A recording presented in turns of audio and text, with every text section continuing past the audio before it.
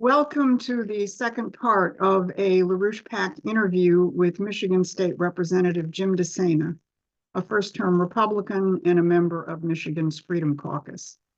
I'm Susan Kokinda, and in the first part of our interview, Representative DeSena told us about his resolution to impeach Michigan's Attorney General Dana Nessel on several counts, one of which is her failure to prosecute vote fraud, and the second of which is her political prosecutions of her opponents. Given the topic we are turning to in this second part of our discussion, we could title this "Of Police States and Green Mandates." So now we will turn to green mandates and look at Michigan's embrace of the green regime and its consequences for the Michigan economy. In the waning weeks of the Michigan legislative session, the Democratic majority passed two bills, which were promptly signed into law by Governor Gretchen Whitmer. The first bill mandates that Michigan utilities must use 100% so-called clean energy by 2040. The backers of that bill admitted that that wasn't going to happen without riding roughshod over local opposition to windmills and solar facilities. So the second bill, which passed and was signed into law, allows a governor-appointed, not elected, a governor-appointed state commission to override local zoning ordinances in order to build windmills and solar facilities wherever they want, no matter what the localities wish. This kind of ties together the two themes of our discussion, police states and green mandates. So Representative DeSena, fill us in more about these bills and what the implications of these bills are going to be for the Michigan economy. Okay, so number one, they've eliminated local control. They've taken away all local municipalities' ability to zone and to determine how they're going to go about approving or disapproving these solar and wind projects. So for the coming from the party that I believe believes in local control and your local government, the Democrats have essentially said, we are the big state, and we're going to tell you, you don't know what you're doing. We're going to tell you what to do. And this is, I think, repeated over and over again in a lot of ways. So the sequestration of carbon in natural gas, we don't have the technology to sequester the carbon to the degree to 100%. Some people have the ability to put it back in the ground, some power producers, but that's very rare. I believe this bill was really initially written by all of the your really hardcore green energy people, and then tried to edit by our power companies to try to make it at least somewhat favorable for them. So your small municipal power companies really took it on the chin. It will be very difficult to re-permit a small natural gas turbine at a municipal power plant. So of the 30 to 40 or some municipal power facilities, they're behind the eight ball now. Anybody who's producing with natural gas really has got to look at, what are we going to do to get our plant re-permitted, and is it worth it? Is it going to be worth it? So the Dems knew that many of them would just throw in the towel. They would say, it's not worth it. We can't afford this technology, so we're going to have to start putting up solar panels everywhere. And if you really look at the numbers of solar panels they're going to need, it's about the size of the state of Maryland. So in Michigan, within Michigan.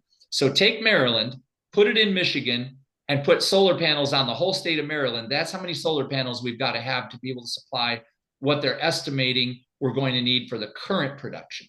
It does allow for nuclear, but we don't have any. We were trying to put Palisades back online, but we don't have any other nuclear plants even proposed. And those are about a 6 to 8 year path to getting them online. I mean, one would say nuclear makes a lot of sense now because it's carbon neutral. Um, and I believe in nuclear. I do believe that nuclear is a good route to go, but I also believe that natural gas gets a bad rap. I sat in the chamber and listened to a Democrat state representative from Marquette, Michigan, call natural gas unnatural. And I nearly fell off my chair because I'm trying to think, is it something we produce and mix and push back into the ground? Is it the result of something we're making up here? No, it's natural. It's in the ground. We bring it out of the ground. It's very clean. Our hydrogen economy, we are going in another 20 years. We're going to be so far advanced in how we produce power. If they would just be patient and wait, we wouldn't need to make everybody poor. We wouldn't need to put everybody in the poorhouse. They are going to be. They claim that they're going to lower electric rates, residential electric rates. I don't think anybody believes that. No. I would tell you that wind and solar, there may be a place to have it be part of what you do. Like even at a home, some people's homes, they adopt some types of solar energy, whether it would be hot water. But Michigan really is not a good state for solar energy. We're right now, as we're talking today, in December, we're at the solar minimum, shortest days of sun. And the least, I mean, today it's a little bit sunny today, but I'd say out of the last 12, 13 days, we've had mostly clouds. It might make sense in Arizona or New Mexico or Colorado or Utah, where the sun shines almost all day, every day. But if we do this, if we go this route, we're going to bankrupt Michigan, and we're going to take all of the manufacturing industry in Michigan and tell them, you might as well go somewhere else because we cannot supply your electricity.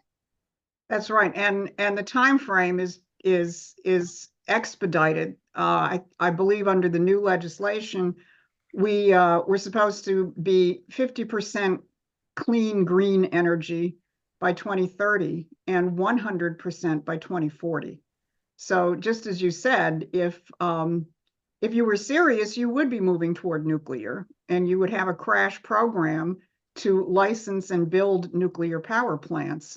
But the agenda is something other than what they claim, and it's exactly what you said. It is a complete assault on our industrial economy, and sending us back to some nice feudal period, where maybe the elites have jet airplanes, but the rest of us are going to be living like, feudal serfs, essentially, which is why they had to suspend the local zoning, because they knew that there's no chance that even, more or less liberal or progressive areas are just going to sit there and allow them to plunk a windmill or 5 square miles of solar panels in everybody's backyard. I think they also know that people are smarter than they give them credit for. They know that they can't produce enough electricity with wind and solar, and they know that there's nothing wrong with natural gas, and they also know that they're purposely sidestepping nuclear. So they've exposed themselves. They really have at their true agenda, because we say, well, listen, if you want zero carbon, let's put up 3 or 4 more nuclear plants. And China is putting up 2 to 3 coal-fired power plants every month. Those coal plants are not going away in the next 10 years. So the amount of carbon we are reducing is not going to help the world, because more carbon is coming from China and India. So it's like unilateral disarmament. We are disarming ourselves and ruining our economy. And I think that when you look at where the agenda is and where it's coming from, and how the Chinese are pushing the Democrats in everything they're doing, well, why not? Let's give it all to China. We'll be buying everything from there. They'll basically own Michigan. They'll own America. And I think Trump was on to that. Trump knew what was going on. And this is why they were so afraid of him succeeding, because they're like, oh boy, they figured us out. And now we have to get him out of there. And the people that we've got in there, like Gretchen Whitmer, like Joe Biden, they're all in for China. They are all in. Yeah. No, and part of this as well is even the baseline argument, that we have to, that carbon is hurting us. This is another much longer discussion. It is. But the science behind it is completely absurd, and it all points to the same thing. The agenda is not what it purports to be. The agenda, Carbon, yeah, carbon is a naturally occurring gas. the plants kind of like it. Yeah, that's right. And man has been here for a long time, and animals have been here for a long time, and we're figuring out ways to make things so much cleaner. We've got clean coal now. I mean, I have in Monroe County, we have the Monroe Coal Plant, which is a huge employer, it's one of the largest power plants in the Midwest. And they have no plan. They have no plan to replace the amount of generation that currently exists. And so, like you said, I don't think we're too far behind California. Get ready for rolling brownouts. Get ready for being told that you need to turn off your house, your electricity to your house. It'd probably be on a sweltering 95-degree day, and they'll say, "Listen, we can't supply enough generation right now. You need to turn off. We're going to turn off selectively 25% of the a grid in Michigan." And it's rules for thee, but not for me. I don't think that Gretchen Whitmer's air conditioning will be turned off that day. Something tells me she'll have air conditioning that day. Sort of like all the private jets that flew into the COP28 summit. That's right. To save the planet from carbon. Well, this is why we're at LaRouche PAC. One of our focuses right now is to reach out to candidates, especially non-incumbent candidates, new people who will be running for office, especially for state legislature, and pull together a slate where we speak with one voice, exposing just how dangerous this green agenda is, exposing the fact that they have to suspend basically local democracy in the form of local zoning ordinances to even get away with this, and to create a very, very clear message in terms of what the implications of this will be. And as you say, it's basically the end of manufacturing and industry in the state of Michigan. We've already seen a lot of pushback from auto workers when we go to the auto plants, and they know the EV mandates mean the end of their jobs. So what we're putting forward, of course, is President Trump's Agenda 47 palette of policies, of which energy and manufacturing are critical examples. So we hope that we can recruit courageous and forceful candidates for state legislature, that we can speak loudly and win in November 2022 or 24, and that your Freedom Caucus can expand mightily.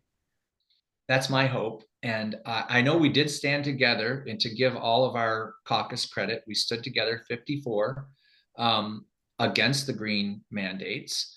But the only alternate opinion I'm going to offer on that is we were 54, and we needed to be 56.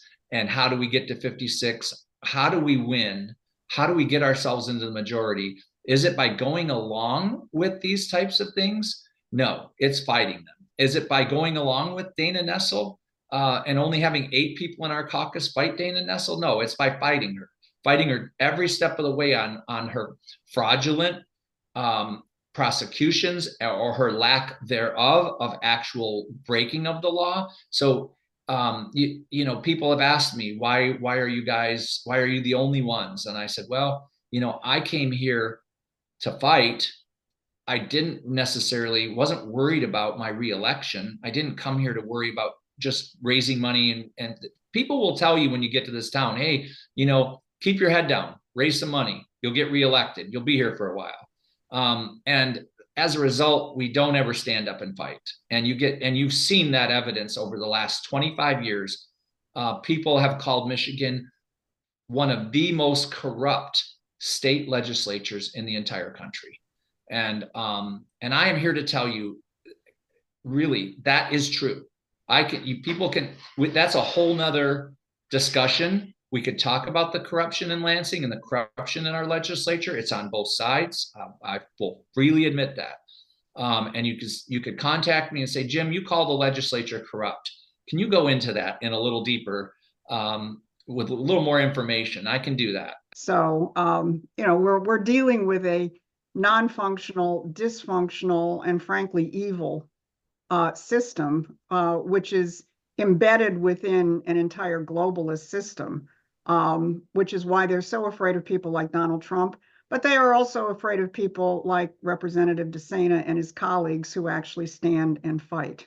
So I really want to thank you for this discussion today. I think we have other things we perhaps like to touch on in future discussions. You and I have had some interesting discussions in terms of this question of making the economy the critical flank in the fight for 2024. So I hope you can join us again.